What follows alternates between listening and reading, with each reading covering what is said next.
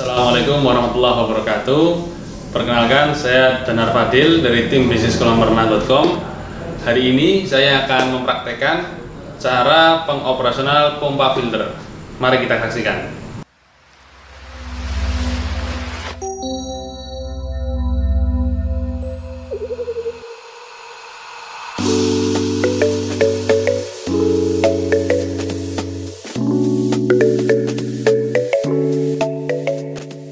Apa sih sebenarnya pompa filter kolam renang itu, dan apa sih bedanya dengan pompa filter untuk kolam ikan?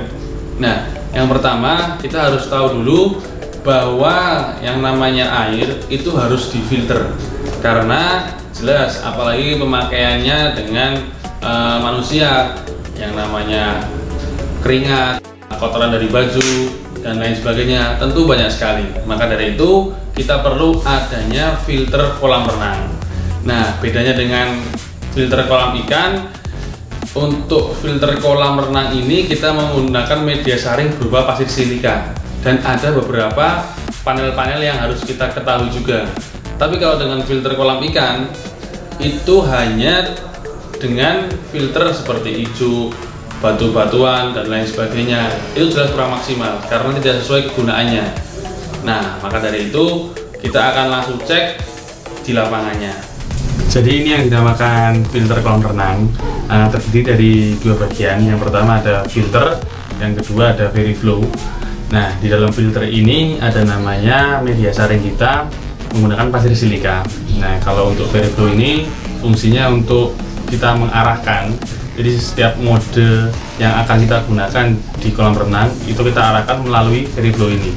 Bisa di mode filter, di backwash, di rinse, atau di waste, atau juga di close, semua bisa di sini.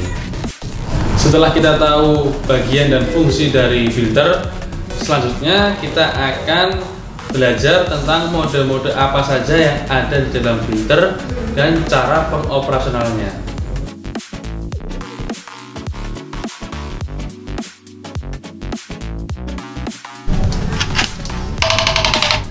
Sekarang kita di mode filter. Mode ini berfungsi untuk menyaring kotoran yang ada di kolam renang. Jadi disedot melalui jalur main drain, lalu kita saring menggunakan pasir silika, lalu kita kembalikan lagi ke kolam renang. Jadi di mode filter ini harus dihidupkan kurang lebih sekitar 6-8 jam sehari, supaya air yang bercampur dengan kotoran dan lain sebagainya, keringat, bisa difilter secara maksimal. Baru setelah 6-8 jam dimatikan agar kotoran turun, lalu malamnya kita vakum. Mode kedua ada mode circulation atau sirkulasi. Sekarang kita di mode circulation. Nah, mode ini sistemnya sama seperti filter, tetapi tidak melalui media saring kita. Jadi hanya menyedot air yang ada di dalam kolam renang, lalu kita semburkan lagi ke kolam renang. Biasanya mode ini untuk saat kita treatment. Kenapa untuk khusus treatment? Karena obat yang kita akan masukkan ke dalam kolam renang tidak melalui media saring kita. Jadi benar-benar dari kolam ke pompa ke kolam lagi. Jadi tanpa melalui media saring kita. Nah, makanya kebanyakan sobat-sobat air di sini salah atau keliru dalam mode-mode ini. Biasanya mereka pakai mode filter. Nah, sedangkan yang seharusnya kita pakai adalah mode sirkulasi. Kenapa mode sirkulasi? Ya seperti tadi. Jadi obat yang akan kita gunakan ini tidak tercampur atau tidak tersaring di pasir silika kita. Ya, untuk mode selanjutnya yaitu backwash dan rinse. Sekarang kita di mode backwash. Mode ini berfungsi untuk membersihkan media saring kita supaya tetap bersih. Nah, untuk jalur keluarnya kotoran yang ada di dalam filter ini akan dikeluarkan melalui saluran backwash. Nah, fungsinya backwash dan rinse adalah untuk membersihkan media saring kita.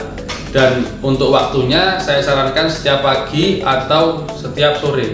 Jadi sebelum kolam renang digunakan dan setelah kolam renang digunakan.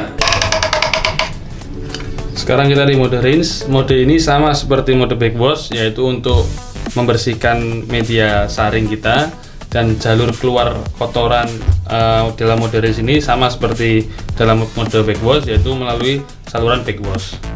Dan untuk berapa lamanya, paling kita maksimal butuh hanya 10 detik. Jadi ketika kita lihat air itu sudah jernih, kita arahkan lagi ke mode yang lainnya. Nah, tapi kalau untuk mode waste itu memang untuk menguras air, jadi tanpa melalui media saring. Jadi benar-benar air dari kolam kita keluarkan saja. Jadi seperti itu. Ya, selanjutnya saya akan memberikan tips untuk sobat air tentang cara merawat dan mengoptimalkan pompa dan filter kolam renang. Yang pertama yaitu ketika ingin memindahkan dari mode yang satu ke yang lainnya, kita harus mematikan dulu pompa kolam renang. Jadi posisi pompa mati baru kita pindahkan dan harus arah jarum jam. Tips yang kedua yaitu kita harus mengganti pasir maksimal 5 tahun, karena sesuai dengan pengalaman saya, ketika pasir itu sudah di usia 5 tahun, pasir itu tidak bisa memfilter secara maksimal, jadi harus diganti ketika dia usia 5 tahun. Tips ketiga, ini tips yang mungkin sobat-sobat air sering lupakan, tapi ini benar-benar sangat fatal, yaitu posisi pompa. Nah, posisi pompa ini harus di bawah level air, karena pompa kolam renang ini adalah pompa dorong, bukan pompa hisap. Jadi air harus masuk dulu ke pompa, baru didorong oleh pompa. Jadi jangan biarkan pompa sobat air ini nyedot air dulu. Jadi harus air masuk ke pompa baru disembur oleh pompa. Demikian tips dan cara merawat pompa dan filter kolam renang supaya lebih optimal. Adapun pertanyaan lebih lanjut bisa hubungi nomor di bawah ini, dan juga bisa kunjungi website kita di www.bisniskolamrenang.com. Nah, demikian dari saya Danar Fadil undur diri. Wassalamualaikum warahmatullahi wabarakatuh.